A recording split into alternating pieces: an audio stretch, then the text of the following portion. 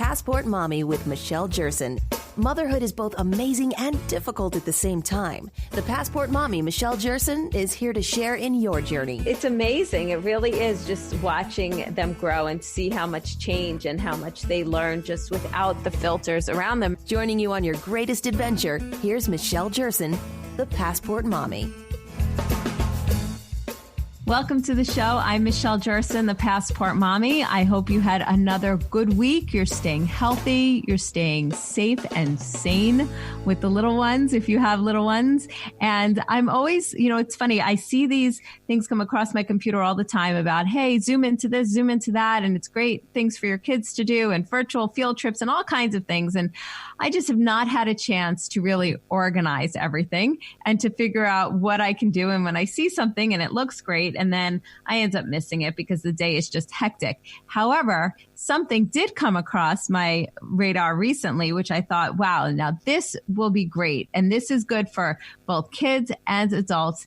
And it is Lincoln Center. They are providing programming, like I said, for kids and families, as well as concerts, original concerts that you maybe haven't seen in years and years. So much great content for you to watch while we're home during this time.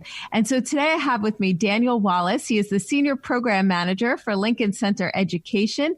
He manages school programs at Lincoln Center and has facilitated professional development sessions in New York and nationally for teachers, school administrators, teaching artists, researchers, and cultural institutions on topics ranging from education policy to student-centered instruction to developing assessment tools. Hi, Dan. Thanks for joining me. Hi, thank you so much for having me. Tell me a little bit about what Lincoln Center at Home, which is what it's called now, Lincoln Center at Home. What is it providing? Absolutely. So Lincoln Center has always been a place. And during this time, as you said, we're all in our homes. So we at Lincoln Center had to put our heads together and think, what can we offer to our audiences if Lincoln Center can't be a place for them to go right now? And particularly, we wanted to zoom in on families and kids. And that's what our Lincoln Center at Home initiative is really all about. So if people go to lincolncenter.org, what they'll see is a mix of roughly 3 projects. The first is called Pop-Up Classroom.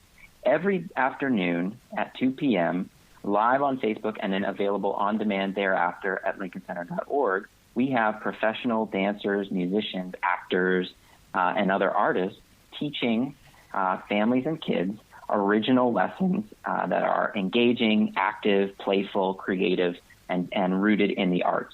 These are our professional teaching artists who we work with normally in schools and communities, and we kind of had to think, what can we offer kids and families right now in the remote learning space? And this is really Lincoln Center learning about that in public, as so many of us are learning about that right now. So that's the first initiative, Pop-Up Classroom. Beyond that, we're also a similar idea. Concerts for Kids is artists from all around the world in all different disciplines and genres putting together original, brand new concerts from their homes to our audience's homes. And those are premiering roughly twice a week. And the calendar at lincolncenter.org is updated regularly with those performances. Those are the 2 sort of new content. We really wanted to focus in on families and kids because we know how much it takes to keep a family unit together during this sort of a time. And if there's anything we can offer to bring families together, to keep communities gathered around works of art, we'd be so honored if that's what we can do. And then the third initiative is really about archival concert footage, as well as some new exciting things coming from around the Lincoln Center campus. And that's on the calendar updated regularly at lincolncenter.org. And I think it's amazing for this opportunity because you have people who maybe don't visit New York or they don't live in New York, so they can't normally attend shows or classes at Lincoln Center, or maybe they're not a school where some of the performers would normally visit. So you can have someone now across the country watching this content, and maybe when things get back to normal, it will entice them, hey, let's go take a trip to New York and let's go check out some of this beautiful artistry live. Absolutely. We're really looking forward to that sort of a thing becoming possible again. And I think we're learning a lot. This is a new thing. We've never tried something like this before. And you're right. We've got people tuning in from around the country and around the world saying that their kids are dancing with us. Yesterday we had a dancer locally who would normally be working in schools doing a dance of opposites live on Facebook, and we had people from around the world working with their kids in their living rooms to come up with their own. So it's really an interesting opportunity, and we're trying to learn as much as we can from it. Yeah, that's incredible. So tell me a little bit more about the Concerts for Kids. What artists are you bringing forward, and what can we see when we go to lincolncenter.org? Concerts for Kids are concerts specifically for kids and families. These are musicians from around the world who put out the kind of performances that we think will be highly engaging and educationally significant for kids. So this launched April 1st on lincolncenter.org and also streams on our Facebook and YouTube pages. We've got a sort of fascinating suite of different performances that are up. We started with a group called Music from the Soul, which is a combination of tap and body percussion, a really interesting group that kind of led us off working from their own homes and then edited together and sent out. Then we went to a Latin American singer-songwriter named Sonia de los Santos, followed by Zeshan B, who's a musician from Chicago that brings an Indo-Pakistani feel to soul and blues music. So you can kind of see we're trying to work with a range of genres, a range of different sorts of work, but the sort of through line is we think kids and families will get a lot out of watching these from their homes. And, interestingly, these artists are at home as well. So there's an interesting moment of solidarity and connectedness, we think, between artists working in their homes, children and families working in theirs, paying attention, watching along from their homes, joining in when they can. And that's really the kind of connectedness that we're trying to make possible, even in a time of social distance. Right. And I just think it's amazing. This morning I started watching, I don't know if you've seen it, the Saturday Night Seder that was circulating from different Broadway and performers and actors and actresses. And I was just so impressed how everybody was just performing in their home and how this incredible piece was edited together. And I'm just so impressed that these artists are making this phenomenal programs for us from their home. Yeah, it's really inspiring stuff. And I think now's the kind of time when, people do what they can. And the truth is that creative, energetic, talented artists are going to need to find ways to make work, to continue being creative, to continue trying to bring people together. And it's just been so inspiring to see artists and teaching artists do that during this time. Yeah, definitely. So what are some upcoming concerts that you have scheduled? Sure. Well, today we've got Gustafer Yellowgold, who's a fascinating performer who sort of fuses a multimedia experience. It's music, it's colored pencil animation, and storytelling. We think that families and kids can really latch on to some of that. And then we've got Morley next week, Fallu, Blue Laces Theater Company has a performance called Suds, which is really geared toward a younger audience, and it's, again, a theater piece. So we're branching into theater. We're going to continue hitting music and dance, and we think there's really something for everybody on the Concerts for Kids front. Yeah. What would you say the age range is? What age does this target? Yeah, absolutely. Concerts for Kids is really good for a fairly broad range of people. We think that the adults will like it as well. But I would say people with families and kids ranging from roughly 3 to 14 is sort of our sweet spot. Some sort of geared toward younger on that spectrum, and some toward the middle. I wouldn't say we have anything that skews older within that range. Mm-hmm. Okay, well, that's perfect. Yeah, I have a 3-year-old daughter, and every day I'm trying to get her to, hey, let's focus, let's watch something. But I mean, she's all over playing, and she likes to watch her Daniel Tiger. But she loves music and she loves dancing. So I think this is a great way. I feel like a lot of people feel the pressure of doing schoolwork, and I think you can learn so much just through programming like this that's outside your traditional schoolwork that you might do with your kids. Yeah, I might recommend starting with Music from the Soul on demand. There are also some lesson activity guides that you could go through together with some body percussion, some rhythm activities. It might be a really fun way to do it. Yeah, absolutely. So what advice do you have for people who are home right now, who are perusing the Lincoln Center site, and just in general, how to get through each day? I love that they are already perusing lincolncenter.org. I think that's the portal that we've got out. suggesting what we can offer, I would recommend that people think about a blend between the experiential and interactive and the viewing of performances, right? I think there's a lot of content that people can engage with passively, whether it is Daniel Tiger, as you mentioned, or Netflix or something like that. And we've got some really good performances that we think also fall into that. But then there are also these pop-up classrooms where we're going to ask kids and parents to do something with us, whether it's sketching or dancing or thinking about making a puppet and staging a show. So I would recommend trying to blend the active, the interactive, the passive, different artistic genres, and really pursue interests. I think now's the time to fall in love with something in the arts, and we're working toward making our site more user-friendly, more searchable.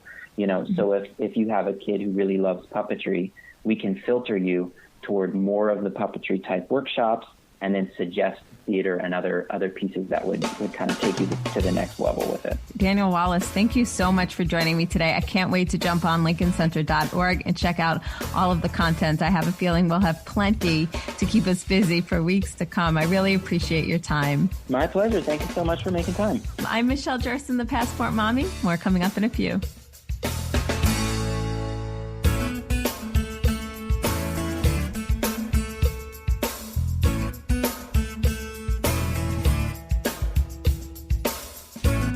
Motherhood is a journey. Joining you on your greatest adventure, here's Michelle Jerson, the Passport Mommy.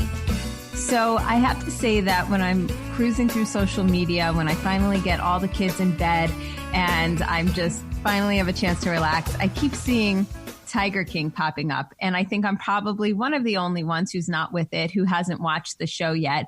But I do know what it's about. And it's a very interesting docuseries. And for today, I have with me Jeff Kerr, because he is the general counsel to PETA. And he's going to talk to us about Tiger King, what it represents, and just what else there is. I mean, it's just really the tip of the legal iceberg when it comes to disturbing failures and criminal activity at exotic animal roadside zoos. Jeff, thank you so much for joining me today. Thanks for having me, Michelle. Tell me a little bit about Tiger King, what it details, and what animal issues do you feel went unexplored by the Tiger King docuseries? Tiger King portrays primarily somebody who's now a convicted felon, Joe Exotic, and the cruel roadside zoo and cub petting industry. And it's certainly not the docuseries that PETA would have made, but it has started an important dialogue about the cruelty that's inherent in that industry. And what the viewers really have to understand is that Joe, Jeff, Tim, Doc, the others who are portrayed are animal abusers, and we've all got to work towards shutting them down. I would encourage people to visit PETA.org, where we've posted blogs on the histories of the abusers who are featured in Tiger King, and where we also explain the welfare issues of how captive big cats suffer that the series glossed over. And for example, to let you know, PETA's legal team is hard at work to end the cruel big cat cub petting industry nationwide. And we just won a federal lawsuit that established that prematurely separating tiger cubs from their mothers and using them in the public encounters like you see in Tiger King violates the Endangered Species Act. And in another PETA lawsuit, we are challenging the abuse of lions, tigers, and others in these cub encounters. And we've, in that case, been granted the first of its kind preliminary injunction, ordering the exhibitor, who is Tim Stark, who was featured in Tiger King, ordering him to end the practice of tearing these sensitive, vulnerable, endangered big cat cubs from their mothers and using them in these encounters while the lawsuit is ongoing. And that injunction also prohibits him from declawing the big cats, which he does to try to control them more easily. And let's be clear, the declawing is not just like trimming your cat's nails. This is an amputation. This is cutting off their toes at the first knuckle. And it's cruel. Wow. It violates federal law. and it leads to a lifetime of pain and suffering for those big cats. So that's just some of what we're doing, to try to stop this industry. Congratulations on winning that lawsuit. What about circus exhibitors? Do they have criminal histories as well? They do. Circuses that use animals certainly have no moral compass either. And for example, Ringling Brothers, which PETA effectively shut down after 35 years of protests and legal complaints, they had contracts with people charged with a stabbing, muggings, sexual assault, and a bank robbery, just to name a few. Another circus that PETA actively campaigns against, called Garden Brothers Circus, is run by a family whose members have been charged with consumer fraud and battery.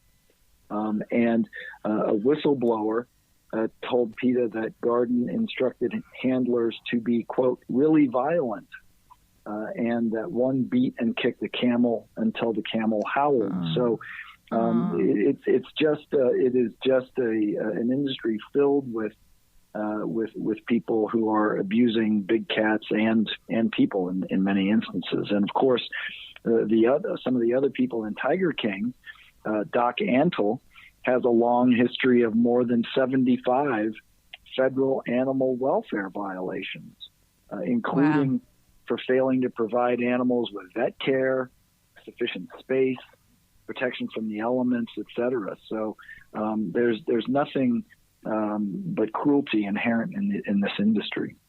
Right. So we have about a minute left. Tell me, how many animals has PETA rescued from roadside zoos? In recent years, PETA's rescued 135 animals, including 73 bears, 50 big cats, and 12 primates. And of those, 39 tigers, 3 bears, 2 chimpanzees, including the 2 that are featured in Tiger King that Joe Exotic kept separated for 10 years, and 2 baboons, all came from Joe Exotic's roadside zoo. So I'm happy to say they're all now living and thriving in reputable sanctuaries, enjoying the life they should.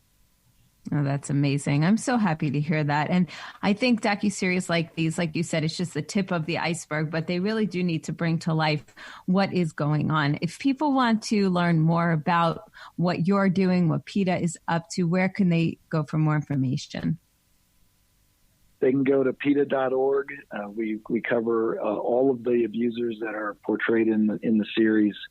We delineate all the problems with their mistreatment of animals and the host of other issues that PETA works on worldwide.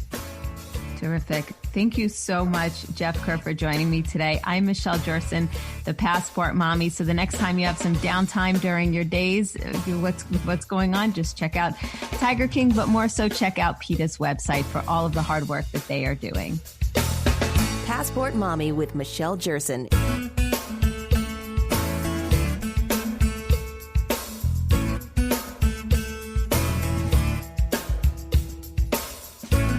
Motherhood is a journey. Joining you on your greatest adventure, here's Michelle Jerson, the Passport Mommy. Welcome back to the show. So what are we? I think week 4 or 5 of quarantine right now. And you probably have had some things that have come up, whether it's anxiety over the fact that you have kids to manage and homeschool and also continue your full-time work, or even if you're not working full-time, but you're just a full-time parent and maybe your kids used to be in daycare. Well, it's a big shift for you. Maybe you have your spouse at home and you're on top of each other all day. That does not make for an easy time either. Lots can be going on.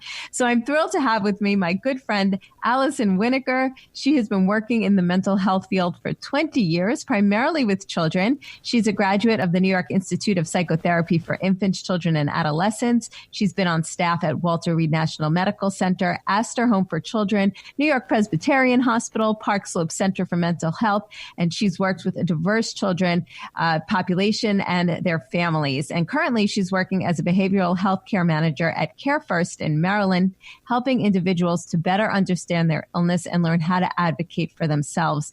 And at this time, she's working with individuals and families who are coping with the effects of the current pandemic. So I'm thrilled to have you on with me, Allison. Thank you for joining me. No problem. Hi, Michelle. Hi. So how are things going in your own home right now? Because you are a working parent home, plus you have 2 kids who are in school. How are you managing? It's a little crazy. I have my 2 kids who are normally in school at home with me. I have my husband who usually works outside the house in the next room, and we're together all day long. It's quite the time. That didn't sound right. Oh, no, I totally understand what you're saying. I think it sounded fine. I understand what you're saying. And I have to ask you, how do you manage homeschooling and working full time? Because to me, like, I have my 3-year-old and 10-month-old, and fortunate enough that I don't have to homeschool them per se, but I know that I really have to be on top of them most of the days, and you have to do schoolwork with your kids. So how do you find the hours to balance it all? Well, one, I have given myself permission to know that I can't do everything. That their day is not going to be as structured. They're not going to have as much time doing academics as I do in school, and I'm giving myself a pass. My kids read, they play outside, they're on their computers doing math and reading, and I have given myself a pass that when I'm in work, when I'm working, they know that they have certain things. They have about a half an hour of school every day. And when I'm done with work or my husband's done with work, we go over the homework with them. And then we've been having dinner as a family and doing an evening activity. That sounds That's great. pretty much what we've been doing. I've also started using Google Calendar, which I'm a big fan of, especially for my 10-year-old. I have her schedule. I have everybody's schedule in the calendar, color-coded. So I know what everybody's supposed to be doing, which teacher, which Zoom meeting, and my husband also knows what everybody's supposed to be doing. That way and that way they know their schedule, because when you're in school, you have a schedule. So this gives them just a little bit of structure for their day. That's really smart. And that's a big thing that I hear everybody talk about, is that structure is so important. And I think whether you have a preschooler or somebody who is in elementary, middle, or high school, you do need that structure. So what are some topics that are coming up with the clients that you're working with right now? Well, currently everybody is just, I think, anxious about when will this end? Am I doing enough to provide support to my children? How am I going to get basic necessities without going out? I know a lot of parents with young children can't leave the kids alone and can't go to the stores with them. That, I think, and they can't necessarily have a babysitter over. So that brings up a lot of issues for people. Some people who are on medication, concerned, will I get my meds? How can I get my medication? And same with going to doctors. Can I see my doctor? Can I see my therapist? How does that all work? Right. So are a lot of therapists, and I know a lot of therapists are doing the telehealth, where you can talk to them over the phone or maybe over the computer. How are you doing that with your patients? Well, right now I have all my work is telehealth. Even before the pandemic, I work strictly on telehealth, and I work with other therapists.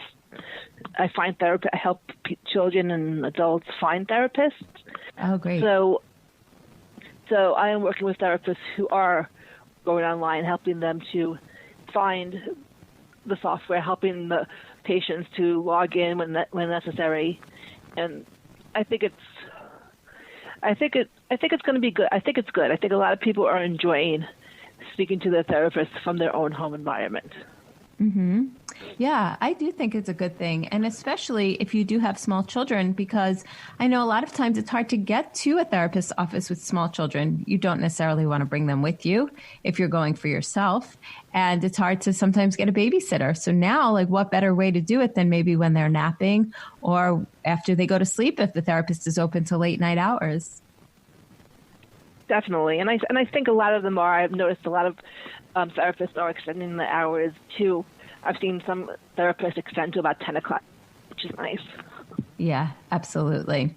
And so what are you telling some people who are anxious about when is this going to be over and about getting the bare necessities? Because I know in our household, we've decided that we're not going grocery shopping. And so I've been using delivery service, which I had never used before. And, you know, I'm always the one saving money on everything. And it took me a while to adjust to the fact of, okay, this might be overpriced. And wow, by the time I pay the delivery fees and the tips, it's quite a bit more. But in hindsight, you have people out there who are doing this work for you and putting their lives at risk so that we don't have to go to the grocery store. No, I very much agree with you. I think that Instacart, if you could afford it, and the other different grocery stores that have delivery services are great. I think that a lot of people have been just really trying to think, what do I really need? And then I know people are also helping their friends out, whether it's making a grocery run and dropping everything on the front porch and stuff like that. Right, which is really nice that friends and families are willing to help without sacrificing anybody's health in the process. So what is a common issue that children are reporting when they're talking to therapists during this time? I think a lot of children miss their friends. They miss playing outside. They just miss their lives. And I think that children are picking up on adult stressors. Right. And why is mommy so upset, or why is everybody always home? You know, they pick up, even if we don't talk to them directly about COVID-19, they pick up on it. So I think it's important to speak with them about COVID-19 at their level, stuff that they can understand. For instance, my 6-year-old knows that there's COVID and it's worse than the flu. And in order to help people in order to stop people from getting sick, we have to practice social isolation. So sometimes he goes outside and practices social isolation by waving at the people walking the dogs instead of going and petting the dogs. Right. And he calls it the social isolation game.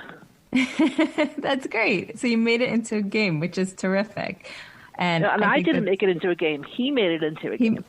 Even better. That's really smart. Whereas my daughter, you know, when I tried to explain it to her, now she's 3, and she wanted to know why she's not going to school and why she can't go to Trader Joe's, which is her favorite supermarket, and why she can't go here and why she can't go see grandma and grandpa. And I also started talking about germs and explaining that it's a bad germ and people are trying not to get each other sick and we need to stay healthy. And now all of her dolls are sick. And she's always taking care of them. And then she calls up in a ball and says she's sick. But I know that she is just role playing and taking it on. So I at least she understands, I guess, is what I'm saying. Yeah, she understands it in her own way, and she's coping with it in her own way. Kids are extremely resilient. I think some things that parents can do is be honest. I don't think we should lie to our kids about what's going on. I think we should limit having any sort of news on TV or anything along the lines, so they don't hear things that they might not understand. Right. And I think those are things that we've been doing. Right. Good advice. Now, what about, we're talking about how we can make things work within the home. Well, what if you're in a situation where things are not working within the home and the partners are, at each other's throats all day, or maybe causing that tense environment, whether or not they have children? How are people handling the aspect of divorce during this time? Well, I've heard from other people that people are really struggling with this, that people are fighting more. That family lawyers, I know, are busier than ever because people are getting very frustrated. What we do in my household is we're lucky enough that we have a 2-level house. So if one of us needs a break, we are able to go and remove ourselves from the situation, and that has been extremely helpful. That's good. That we're able to do that. Right. We try to talk, usually midday, like this is what we have going on. So-and-so has school at 9 o'clock. My son has school at 10:30. Who's going to help them get online? Who's going to do? And we kind of work things out. And when we're getting frustrated, we do. One of us will walk out of the house, maybe, or take a drive around, something along that line. So we have the luxury of doing, because there are two of us, and that's been helpful. Taking a walk, is also a great idea.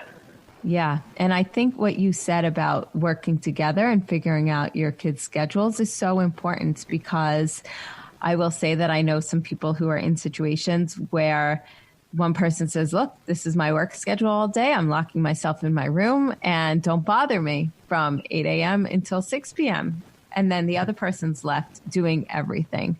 And that does not make for an easy situation. Yeah, and I've heard that from countless families. I've heard that from like 5 or 6. I've heard that from countless families, that some people do have jobs. My job requires me to be on the phone all day.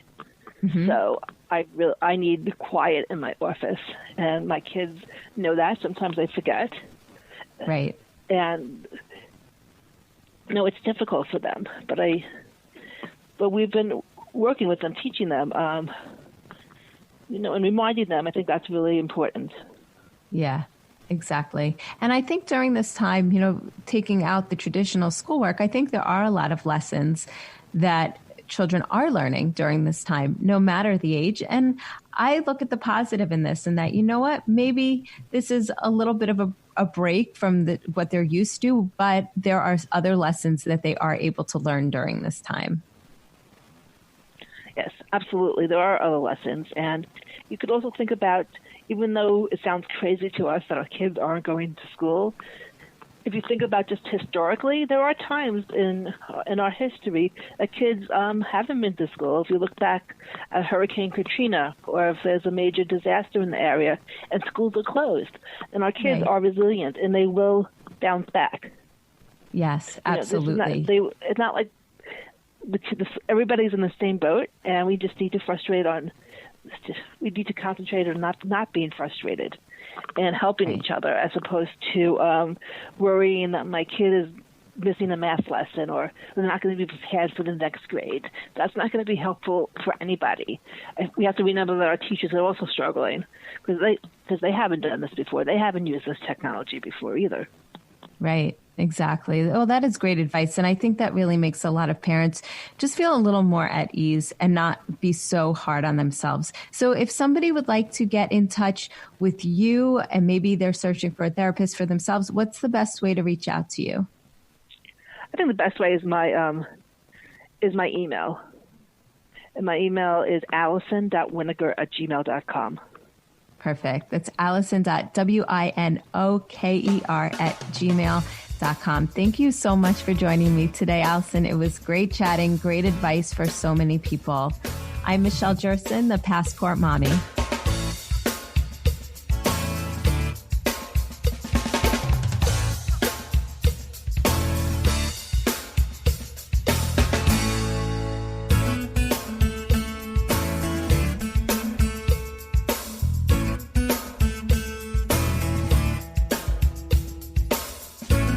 Motherhood is a journey. Joining you on your greatest adventure, here's Michelle Jerson, the Passport Mommy.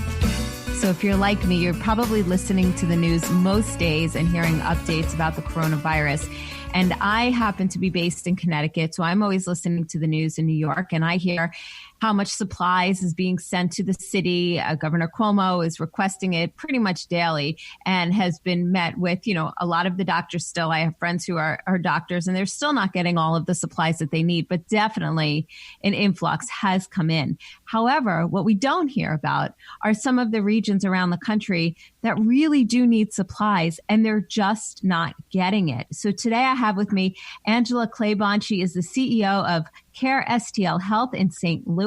She has been fighting for testing in North St. Louis, one of the poorest areas of St. Louis. She's only received 5 tests for her area so far, one of the poorest neighborhoods in the country. And when they tested 15 people, one of them came back positive, but yet they don't have the tests to get things going. Angela, thank you so much for joining me today. Thank you for having me. Tell me, what is going on in your region?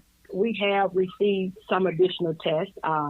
We are struggling right now with obtaining results. We have close to 1,000 tests.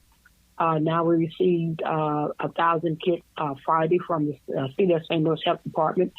The dynamic that we're facing is I had to fight for about 2 weeks to obtain tests for North St. Louis, and it took a while, even though we're talking about a country that was behind the curve and starting late. So just imagine starting late in North St. Louis, just to make sure that people have the right perspective about the community that I serve.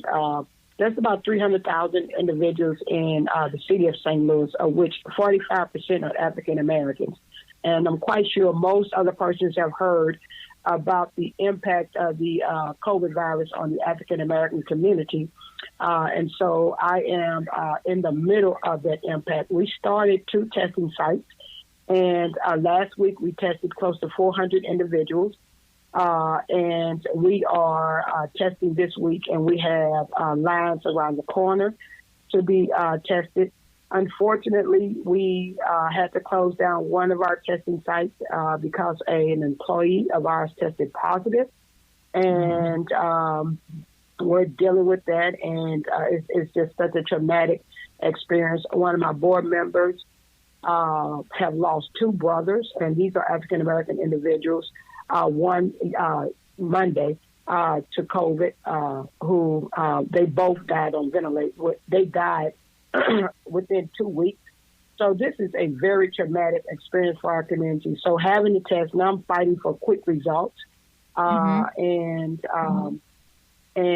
finding labs to process the results in a timely manner. 2 to 3 days is a matter of life and death for African Americans. So that's the issue I'm fighting today. What about the personal protection equipment? How is that going? We're struggling. We received some donations. We have tried to place orders for our protective equipment. We keep getting bumped from somewhere else, and the delays are there. We need gowns. We recently received infrared thermometers. We were really using the old school thermometers to test for temperatures because we couldn't get those supplies. We're still struggling. We need supplies. We need PPE equipment. We need masks. All of our employees need to wear masks. So we're still in that space. I'm really sorry to hear that. And, I know that at least the mom Facebook groups that I belong to, so many people are looking to make masks and to donate to local hospitals and to do things. But maybe people aren't thinking about communities that are not within their local area and where they should be thinking about. So where can people go for more information if they want to get in touch with you or they want to be able to push the supplies to your area that they may be able to make or donate, or maybe somebody has some that they could send your way? Our phone number is 314-367-5820, and our website is www.carestlhealth.org. I do have an issue, and I'm glad that you're having us. I have close to 250 employees. About 70% are female. And one of the dynamics of the stress with my nursing staff and my medical support staff is they are so afraid they're going to be infected and they will spread the virus to their children and families. And we're begging for supplies for patients, for our staff to actually work. The other issue is making masks for family members, small children, and trying to be creative. And so I know that just having enough supplies and PPE equipment, especially masks, for family members, but with children being at home and needing to go to the store and being exposed in the grocery stores, most of the moms in our community are single moms. They cannot leave their children home. So just being protected as they go out into the community, this is such a struggle. The employee who was infected, these are some of the things that is happening. Not even being infected on the testing line, being infected in the community, trying to go to the store to buy groceries. This is what has impacted our health center. And so her fear is, now she needs to, wait for the results on her children, and that she really did not have protective gear to take them out into the community. So and that's devastating. Yeah, and that's really heartbreaking, and I understand where you're coming from. So I'm definitely going to share this with my community, and I'm going to put it out there, and let's hope that all of the hard work that you're doing really does make a change really soon to get the people in North St. Louis protected as they should be when they're out there fighting this virus, just like the doctors and nurses in other places around the country. Thank you so much, Angela Claiborne, for joining me today. Okay, thank you for having me. Enjoy the rest of your day. Stay safe and stay healthy.